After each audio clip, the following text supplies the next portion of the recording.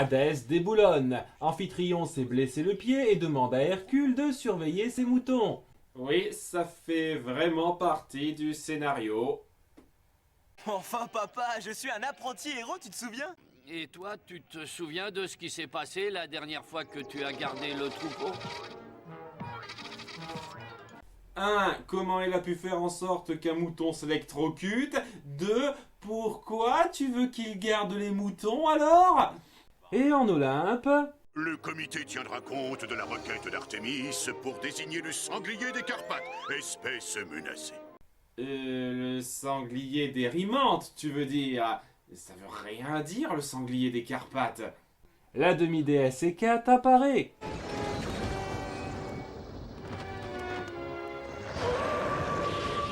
Et je me demande si c'est une méchante, dites donc.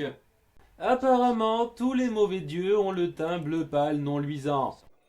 Comme vous pouvez le voir, l'autre monde est très peu performant. Les chiffres en attestent. Attendez, il y a un genre de quota de mort à respecter maintenant? Et les autres dieux devraient plutôt être contents que l'autre monde ne soit pas performant. Hécate brigue la place d'Hadès de patron des enfers que ce dernier défend. Je croyais qu'il détestait être dieu des enfers, mais apparemment ça change un épisode sur 2, ça. Heureusement, Zeus n'accède pas à la requête d'Hécate. Sans rancune. Mais oui, voyons, tu as tenté le coup et tu t'es rétamé. Et pour les besoins de l'intrigue, personne ne voit ça. Aux enfers, Peine et Panique font du ping-pong avec l'œil des moires. Je pense que ça ne devrait pas trop leur plaire et qu'ils auraient normalement droit à de fortes représailles. Mais bon, blague! Ha! Boum, smash. Et Hécate vient squatter les lieux par la force, tandis que le cristal absorbe petit à petit la flamme d'Hadès qui lui donne sa volonté apparemment. Tu pouvais pas attendre que sa flamme soit 100% absorbée avant de venir? D'accord, on la montre faire un sale coup pour retarder la réunion, mais elle ne peut pas être certaine de quand Hadès rentrera. D'ailleurs, sa perte de volonté est un peu étrange. D'abord, il a froid, puis il est fatigué, ensuite il se comporte comme un type bourré qui a l'alcool gentil, et à la fin il se désintéresse de tout. Progression logique, hein? Enfin bref, Hécate fait virer Peine et Panique par ses deux séides, qui j'avoue ont une certaine classe. On a affaire à deux loups volants physiquement menaçants, mais qui ont une façon de parler assez sophistiquée. J'avoue que c'est efficace. Je comprends tout à fait. Le règlement, c'est le règlement. Bonjour, chérie. Peine et Panique partent prévenir Hadès, mais ils ne sont pas autorisés à entrer en Olympe. Désolé, le règlement est très précis. Pas de séide.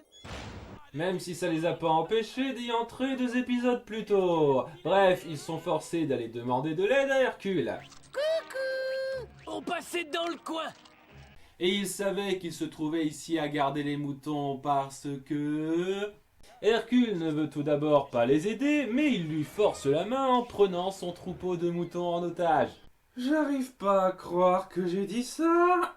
Donc oui, il est d'accord pour aller déjouer Hécate, mais pas sans emmener les moutons avec lui. Ces animaux sont sous ma responsabilité. S'ils restent, je reste. Si j'y vais, ils y vont.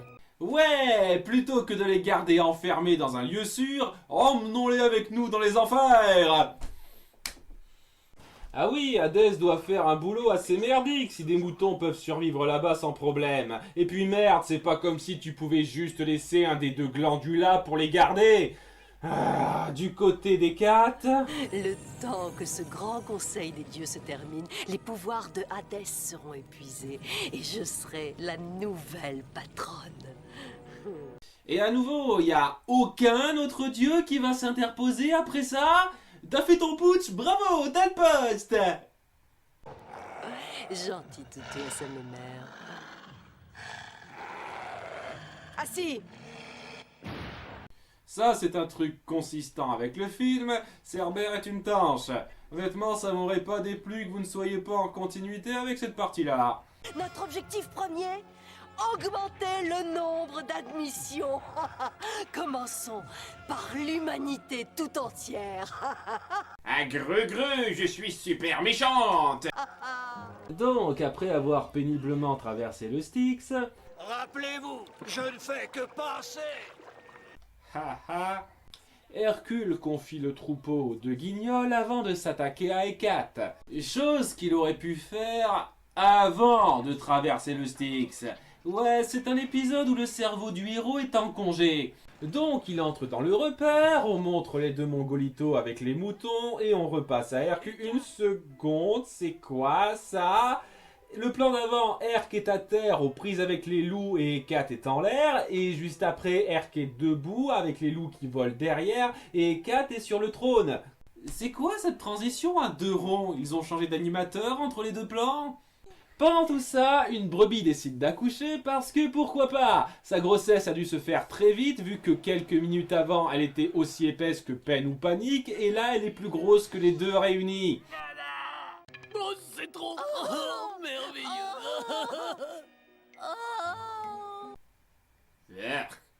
Le cristal qui a capturé la flamme d'Hadès se la joue Transformer pendant 1 minute, mais Hercule parvient quand même à le détruire juste au moment où Hadès revient.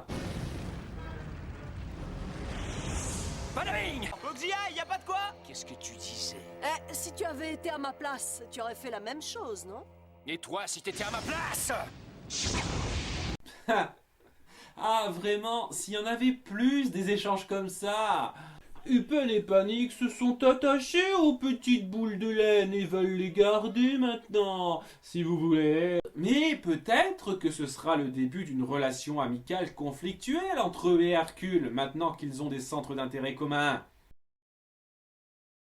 Non.